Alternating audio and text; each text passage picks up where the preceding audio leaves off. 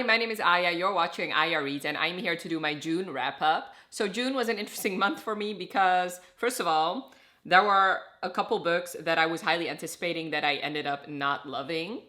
And second of all, I am slumping because there's a couple things going on in my life. The biggest one is that the European Cup is on, and I normally don't watch any sports. But sports romances are like one of my favorite subgenres, but I just never watch it, except when there's a European Cup or a World Cup. Then I get invaded by a football-loving spirit. And by football, I mean soccer for the Americans watching. But anyway, a spirit invades me that is obsessed with football, and all I want to do is watch every single game and watch professional analyze that game. And I just want to do, that is literally all I want to do. Also, there's something else going on in my life that's taking up quite a bit of time. So therefore, I have not been reading. I've not really been watching a lot of YouTube. So yeah, the beginning of the month I did read, but especially the last part of the month, I did not read anything. A part of that is due to one of the books that I wasn't really loving that book, so that combined with all the other things that were going on made me not want to pick it up. I don't know if things had been different if I were reading a book that I was really loving, so I don't know, we'll have to see for July. But let's get to the stats first. So I read 8 books this month, which is combined with February the lowest amount of books I've read. I did read more pages than February, which is 3,288 pages. I had 1 2-star read, 1 2.5 star read, 1 3.5 star read, 2 4.5 stars, and 3 5 stars, which means my average rating is 4.0, which is a good average rating. I had 8 adult books and 8 romances. And of those romances, I read 4 dark romances, 3 contemporary romances, and 1 sports romance. I read 7 novels and 1 novella. As far as my goals are concerned, for my series goal, I didn't start any series, and that is basically because I didn't get around to reading all the books I wanted to read this month. But I did close 2 series, which means my total is 48 open series, where last month it was 50 open series. For my goal to have no books recommended over 150 times on my book recommendations form, I added 1, or at least I didn't add 1. 1 got added to it, which means my total is 15 books or series that have been recommended over 150 times. For my goal to read 50 books published in 2024, I read 3 books that were published in 2024, which means my total is 19. For my goal to listen to at least 10 audiobooks, I read 2, or I finished 1 completely on audio, and 1 I read part way through audio, so that means my total for the year is 5. So I'm halfway through, so that is good. I'm halfway through the year and halfway through this goal. Let's get to the wrap up. I did not do a mid-month wrap up. You're getting every review here. Most of the books I read, I did either already vlog or will be vlogging, so I'll tell you which videos they were in. As always, I'm gonna start with my lowest rated book and work my way up to my highest rated book. My least favorite book I read this month and my biggest disappointment was Not in Love by Ali Hazelwood. This book I read for one of my new releases vlog, where I also read God of War, which I'll talk about that later, so I'll leave that video linked for you. This book you follow Rue and Eli. She works as a biotech engineer at this company, but this company is getting taken over by this investment firm, and one of those people, or one of the owners, is Eli, and Rue and Eli met each other the day before. They met through this dating app. They wanted to just hook up, but something went wrong and they didn't actually end up hooking up, and then they meet each other again when Eli gets introduced as one of the co-owners of the company that's taken over hers. They eventually have this deal where they'll just be like friends with benefits but not really be friends, and that's basically the premise of this book. This is definitely more like erotic, I guess. I mean, it's supposed to be. That is one of the reasons why I didn't like it. I didn't feel like it worked. Ali Hazelwood is one of my favorite authors. In fact, one of her books was one of my favorite books I read last year. This is her first foray into like more of an erotic romance. And like I said, it just did not work for me. First of all, like a petty thing is, if you're gonna have an erotic romance, don't have any closed door scenes, or don't close the door halfway through, because then what is the point of an erotic romance? Also, as Jen from the Book Refuge always says, erotic romance, like the sex scenes are supposed to push the romance forward, and I didn't feel like she accomplished that in this book. I truly did not understand why this man was so head over heels for her. Like from the very beginning, like from their first meeting, he's already thinking thoughts of, I want to do anything for her. If she can just like look me in the eye, I will do anything. If she will, basically, like, he almost said, just let me lie on the floor and you can walk all over me, or just you can spit on me and I'll say thank you. Like, basically, he was such a simp. And maybe this was glaringly obvious because this is the first book I read by her that's dual point of view, and usually her books are single point of view from the female point of view, and you usually get like a hero that's a little bit of a simp, but actually hearing his thoughts made him not attractive to me at all, especially since I truly did not understand why he was so obsessed with her, because she just was not nice to him at all. Everything was on her terms and she barely compromised, and he still was thanking her for it. Like, I did not understand. The imbalance was off the wall, and I just don't like that. I know I'm harping on her since she's the one that's causing this imbalance. Well, I mean, technically he's also causing it, obviously, since he's okay with everything she does. Even if it's the other way around, where the hero is not budging, not compromising, I usually tend to not like those stories, because it's fine if it starts off that way in the beginning, but eventually I want to get to it. I mean, that's the whole point of relationships, that you have to compromise. You cannot, like, you're not dating your clone, so obviously your significant other is going to have things that you're going to have to compromise on. This girl did not do that. So I feel like this did not work as a regular romance, but it also didn't work as an erotic romance for the reasons I just stated. And yes, I do think that Ali can write. Like, her sex scenes were great to read, but I would have just preferred then that she invests more in the romance, because I do think that Ali really shines with like quieter moments, like simple things. Like, for example, one of the reasons why I loved Love Theoretically so much is for those weekends, or those long weekends spent in his apartment, or her apartment.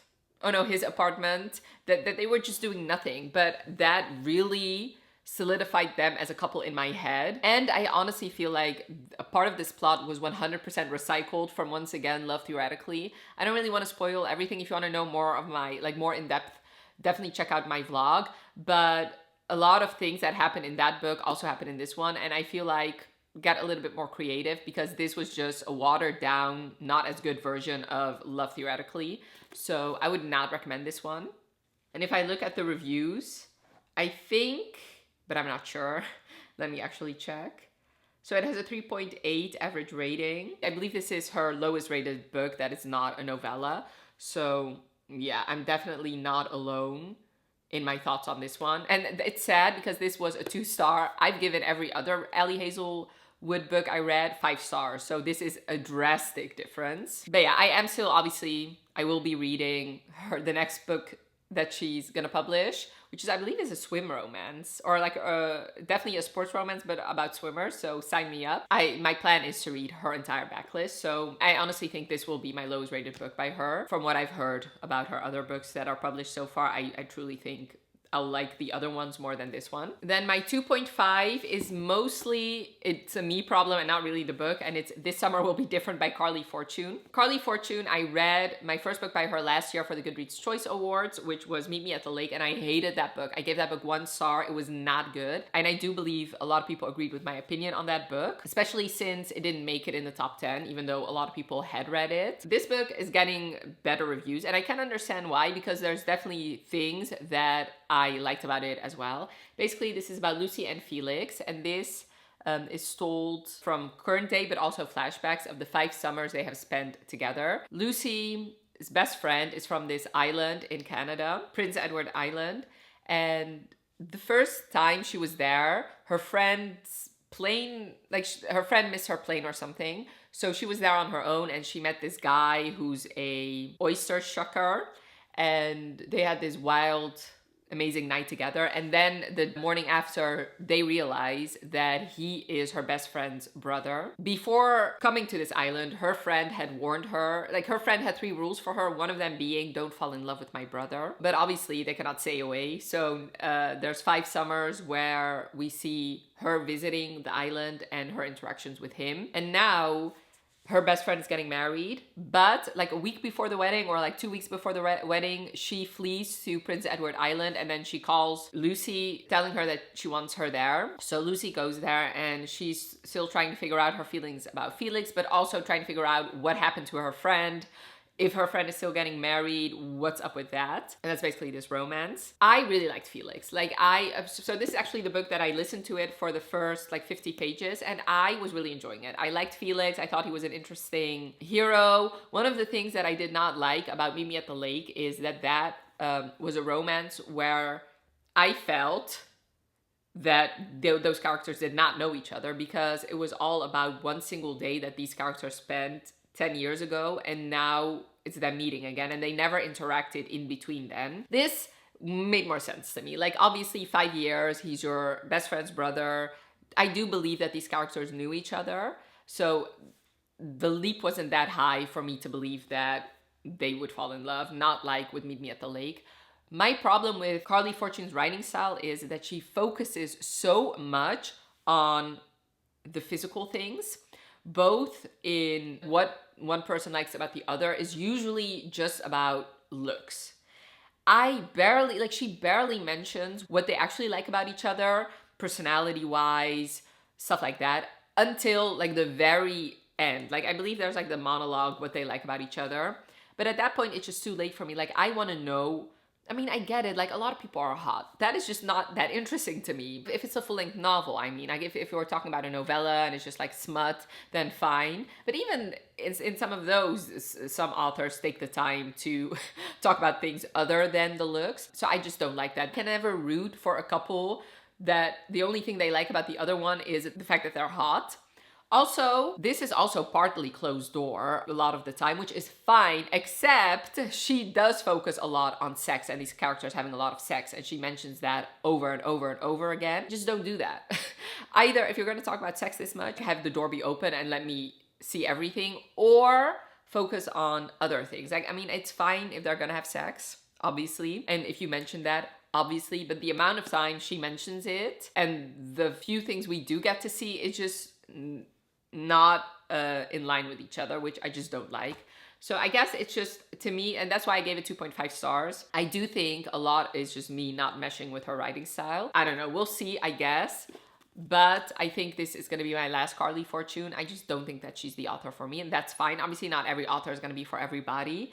We'll see, because I do tend to, because the reason I read this one is for this Goodreads choice list of the most popular 2024 releases in every category, and this was chosen for the romance category. So I tend to like reading books for those lists, and obviously for the Goodreads Choice Awards, I'm sure this will be nominated. I'm sure her next release will also be nominated. So we'll see, but I don't think I'll ever read a book by her because I want to read it. So we'll see. Maybe my perfect book by her has not been written yet, but so far it's a 2.5 and it's my highest rated so far. For my 3.5 stars was God of Ruin by Rina Kent. So I finished The Legacy of the Gods this month and actually did an entire vlog reading every single book in The Legacy of the Gods except for God of War. And actually technically caught a God of Malice too. I read that for another vlog. So this one I talked in depth about in that vlog. This is the fourth book in The Legacy of the Gods. You follow Landon and Mia.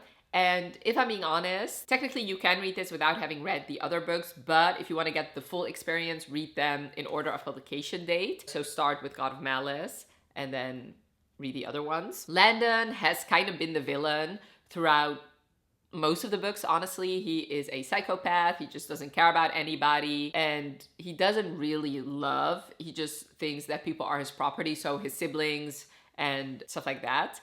And Mia is a speechless heroine, and we saw some interaction between them in, I believe, God of Malice. And Landon has done some things to Mia's brother, Nikolai, and she wants to get revenge for that. So she gets her revenge in the beginning of this book, and because of that she made a grave mistake, because now Landon has set his sights on Mia, and while doing that he realizes that she's his muse because he is a sculpting prodigy, never had a muse, and now Mia is his muse. So it's their romance.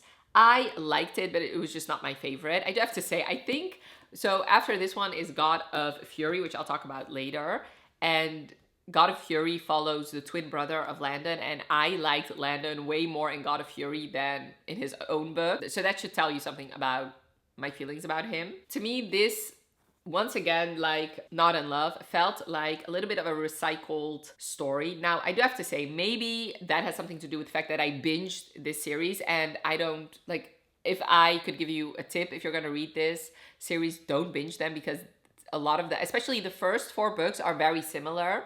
But I do have to say, the first 3 are different enough for me that it was fine. This one felt like a combination between God of Malice and God of Wrath. The hero reminds me a lot of Killian, but Killian did it better.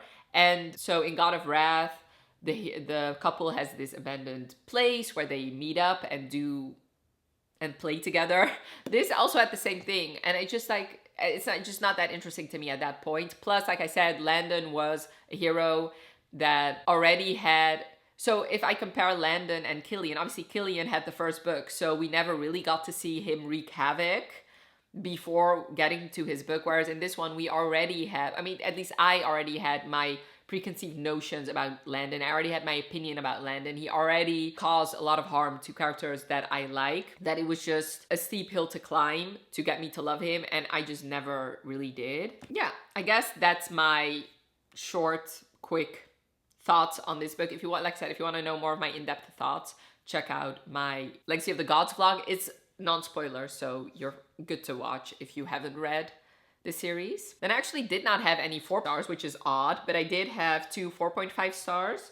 The first one being Icebreaker by Hannah Grace. This book I read for my finishing series vlog that I did. It's weird because obviously this is the first one, but I actually read Wildfire for the Goodreads Choice Awards last year. I only needed to read the first one to finish off the series.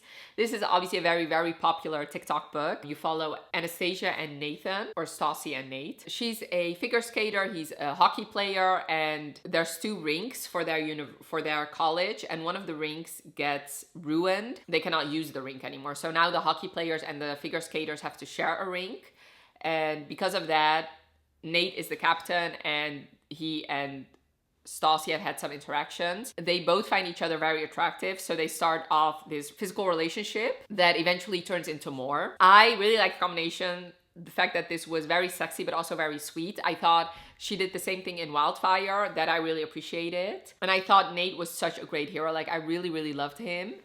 He was sweet, he was caring. I loved how much he cared about the people around him, not just with Stassi, but with everybody in his life. I just really love that. Of the 2, so like I said, I read Wildfire before, and I do prefer Wildfire a little bit over Icebreaker for 2 reasons. One, I preferred the heroine a little bit more in Wildfire than I did in this one. And the reason for that is, as much as I liked Stassi, and I liked her as a character, and I liked her on her own very much, and eventually I did obviously love her with Nate, but I felt like she kept him at arm's distance a little bit too much, and I felt like she made him work too much for her, and I feel like I said, it borders on the line of being imbalanced. It wasn't definitely not as bad as Not in Love, definitely not, but I don't know, I feel like if a guy shows you that he's just like a good stand-up guy, believe him and just go for it, I guess. But one of the big reasons is there's a side plot in here that it was boring, not inspired, and I just did not care about it, especially since, and it involved her skate partner,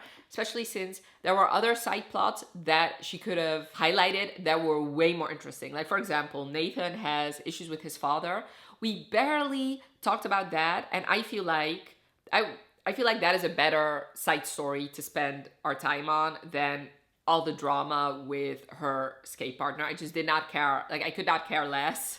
So that took away half a star for me. But obviously this is her debut, and I thought it was a very strong one. I can definitely see why this got so hyped. And like I said, Wildfire was even better. So the 3rd book is going to come out in August, and I have very, very high hopes for that one. So we'll see. I mean, if we're going on the trajectory, then the 3rd book will be my favorite, but we'll see, obviously. My other 4.5 star was God of War by Rina Kent. So this is the 6th book in the Legacy of the Gods, and I really loved it. You follow Eli and Ava, and they have been teased from the very, very beginning of the series. There was always something about them. She didn't like him, but he was always around. Always something more between them. And this book is very much different from every other book in this series because it takes place 2 years after events of the book before it. You get a prologue chapter, and then Ava wakes up in the hospital. One person she sees there is Eli, and she's like, "What are you doing here? Leave." And he tells her that they've been married for 2 years, and she's forgotten everything that happened in the last 2 years. So it's an amnesia romance. and you follow them together, but you also are, it's a big mystery because the reader alongside her is trying to figure out what happened, how did they get married, what happened in the past 2 years, and there's something going on where she's losing memories.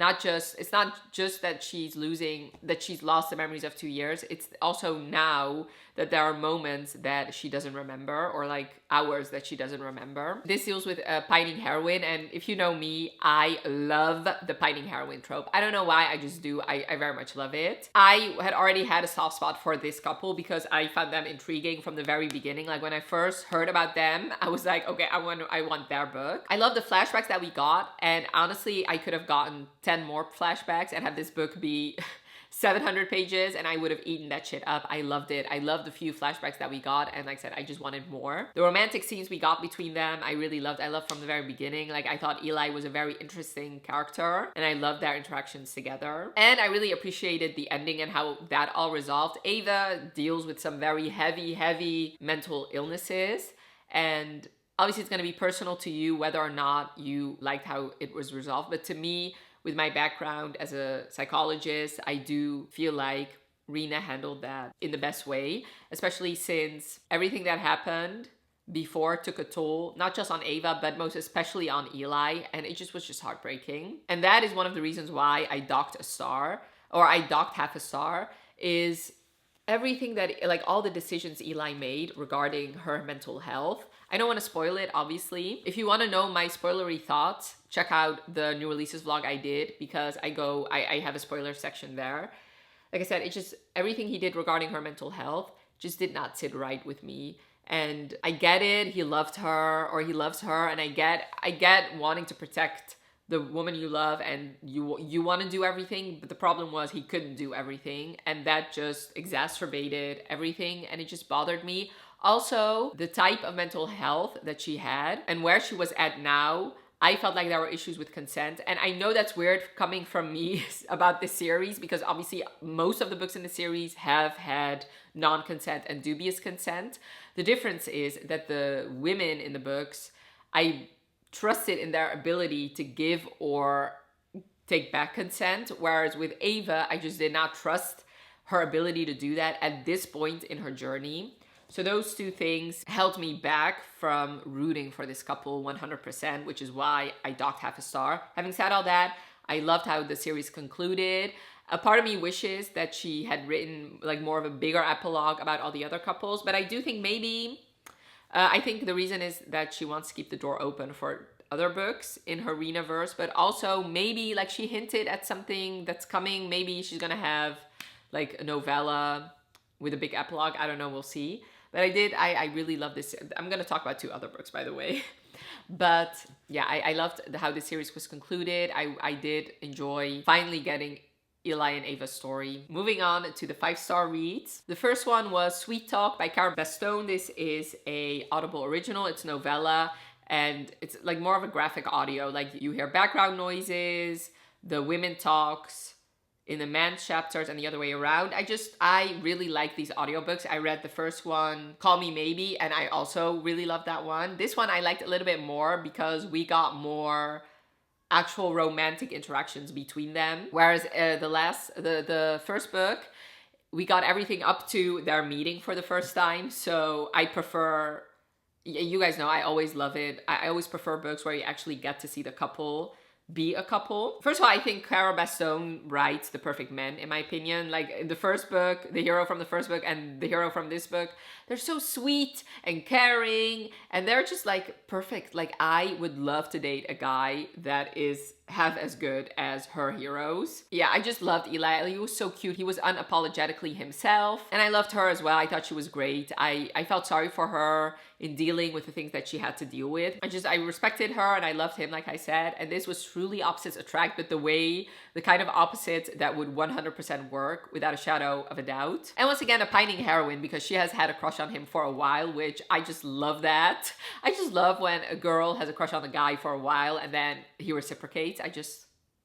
It makes me giggle and kick my feet. And of course, I also really love the cameos from the other books, because the hero from this book is the brother of the heroine from the first book. So obviously I loved seeing them as well. Obviously, because this book had an epilogue, the other one did not. So basically, we kind of get that epilogue in this book.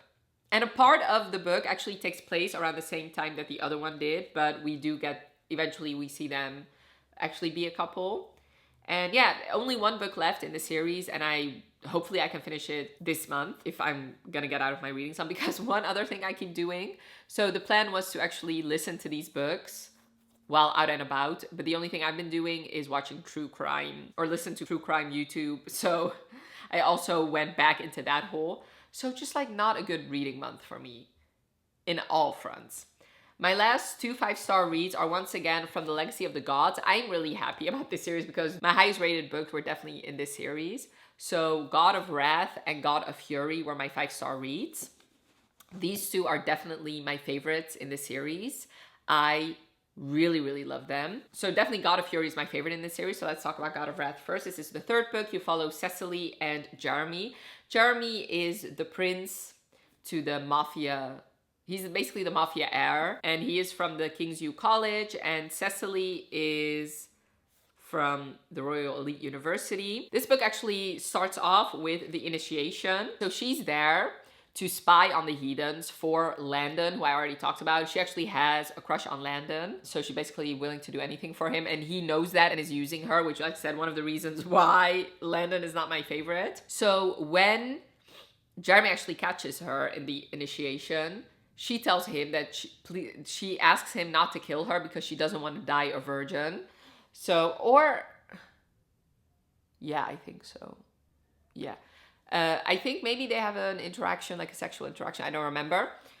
And then because of that, Jeremy gets very interested in her. He starts stalking her. She goes on this sex app because she knows Landon is on there, and you can give your preferences, and she gives basically Landon's preferences, and then you can give preferences for how you want the person to look like to do those things to you, and she gives exactly like all Brandon's specifications. So his exact height, his exact weight, his exact color, eyes, stuff like that. She wants to have this primal play thing, and instead of Landon showing up, it's actually Jeremy showing up. So he hacked into that site, and he made sure that he was going to be the one to get chosen, or he chose himself basically. And therein starts their romance. She's intrigued by him, he's very much intrigued by her, and yeah, they meet at this abandoned house to fulfill like their fantasies. I really loved it very much. I really loved Jeremy, and I really loved Cecily especially. I related to Cecily a lot. She's obsessed with manga. Obviously, I'm obsessed with books, so similar interests. And I just really liked Jeremy. I liked how he just did not give a fuck, that he literally stalked her. I loved how much he loved her. So yeah. And in this series, definitely the heroes from the King's U College, I definitely preferred over the Royal Elite University. So I was bound to love this one. Last but most certainly not least is God of Fury. This is the 5th book in the Legacy of the Gods. It's Rina Kent's first romance, and I thought she did a wonderful job. You follow Brandon and Nico, and Brandon is Landon's twin brother, and Bran is just my poor, sweet, sad boy. And once again, they have been teased from the very beginning, and you actually go back a little bit in this book where you see all their interactions because you have seen a lot of interactions in the other books, especially in God of Malice. There were a lot of interactions between Nico and Bran, but you saw them obviously from either Glyndon's point of view or Killian's point of view. This book, you finally get their romance, and you see all those interactions from their point of view, and I just loved it. I loved it so much. So Bran thinks that he's straight, but he's basically like on the ace spectrum. He's just not really that interested in dating, or especially not sex, but he has a girlfriend, but he barely has slept with her. And Nico has just been interested in him. He's been interested in him from the very beginning, and he keeps poking at him. And Bran constantly pushes back until he doesn't, and they have some hot interactions together. And then eventually Bran agrees to a physical relationship, but he doesn't want anything more. So it's basically a secret. This book is just heartbreaking. Like every time I think about it, I get tears in my eyes. It's so fucking sad. The things that have happened to Bran is just heartbreaking. So I really loved it. I thought she did both a beautiful job on the relationship. Like I truly believed in their romance. She just took her time it took a while before obviously things got going, and then it took a while before things got serious. I just really loved it. So there's obviously a mystery, and I thought she did a good job portraying everything and laying out the sign, like laying out the clues, I guess. I knew before going in already what had happened, so it was a little bit obvious to me what actually happened. But it just was so sad. It was so sad and beautiful. It was heartbreakingly beautiful. That's the perfect way to describe it. If you've not read The Legacy of the Gods, it's definitely worth it just for this book alone. Especially in the first 4 books, it's a lot having to do with non-con, dub-con, a lot of like dark heroes and like dark romances. This is dark in a different way. It's mostly dark because Brandon has some big things that he's dealing with, but the romance itself is definitely not dark. Yes, obviously it's sad that a big part of this book is them having to hide their relationship, but other than that, it's not a dark romance in like the traditional sense, especially if you compare it to the first 4 books that are truly dark romances. But this book is worth it on its own. And I do think a lot of people have said that you can read this without having read the other ones. And I do agree, because like I said, she does go back and we actually get those scenes that we got in the other books from their point of view. So in that case, it does work well as a standalone. But if you like dark romance, I would say just read the entire series. But this is definitely my favorite. So yeah, definitely a mixed bag this month. I had some very, very high highs, but some very low lows. And obviously the amount of books I read. Obviously 8 is still good. If I would tell my friends that I read 8 books, they would be like, wow, that's a lot. So obviously it's not bad. But compared to what I normally read, it's a little bit less, but that's fine. Hopefully next month I'm gonna do better, although I have a couple busy days at work and the personal thing is still going on. And obviously the European Cup, the first 2 weeks of the month is still going on, so we'll see. There are a couple books that I'm very much looking forward to, especially some new releases that I'm very much looking forward to, so hopefully those books will get me out of my reading slump a little bit. So yeah, I would really love to know what is your favorite book that you read this month, and I hope you liked this video. Definitely let me know by leaving a like if you did, and thank you so much for watching. Have a wonderful rest of your day, and I'll talk to you later. Bye.